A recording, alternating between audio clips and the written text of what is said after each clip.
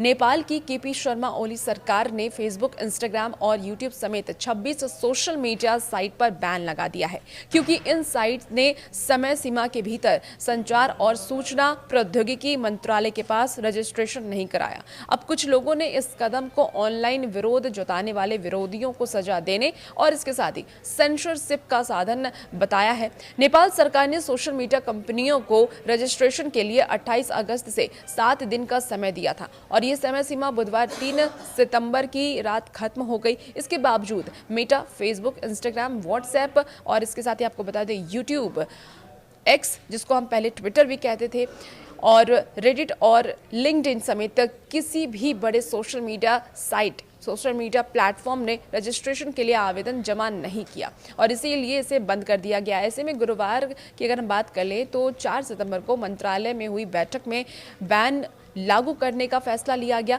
मंत्रालय के सूत्रों ने यह भी बताया है कि ये प्रतिबंध आज यानी कि 4 सितंबर की देर रात से शुरू होगा। कल देर रात से ही इसे शुरू कर दिया गया। नेपाल सरकार ने संसद में एक विधेयक पेश किया है जिसका मकसद ये सुनिश्चित करना है कि सोशल मीडिया प्लेटफॉर्म का उचित प्रबंध, जिम्मेदारी और जवाबदेही सुनिश्चित हो।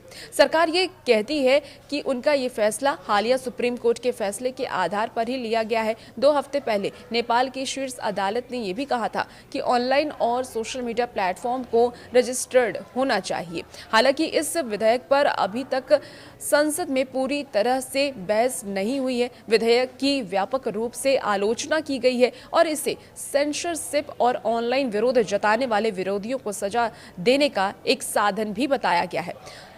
सेंटर फॉर मीडिया रिसर्च के डायरेक्टर ने इस फैसले को गुमराह करने वाला बताया है। उन्होंने कहा कि ये बैन नेपाल की लोकतांत्रिक छवि की कीमत पर लगाया गया है। उन्होंने ये भी कहा कि सरकार ने ये आकलन किए बिना ही ये फैसला ले लिया कि इसका आम नागरिकों पर क्या असर पड़ेगा। ये फैसला नेपाल की लोकतांत्रिक प्रतिष्ठा को लंबे समय तक नुकसान पहुंचाएगा और वैश्विक स्तर पर एक नेगेटिव इमेज बनाएगा।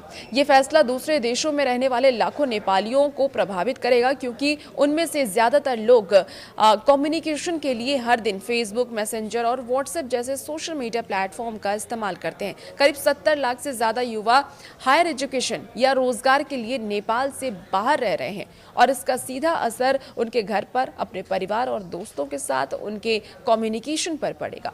तो इसे लेकर के कई जगह विरोध भी हो रहा है, क्योंकि सोशल मीडिया के जितनी भी साइट्स हैं, चाहे वो फेसबुक हो, इंस्टाग्राम हो या फिर व्हाट्सएप हो, इस पर नेपाल सरकार ने बैन लगा दिया है। कल रात से ही इसे लागू करने की बात सामने आ रही थी। कल जब मीटिंग हुई उसके बाद कहा गया कि आज रात से इसे लागू किया जाएगा। अब इसे लेकर के कहीं इसका समर्थन तो कहीं इसका विरोध किया जा रहा है।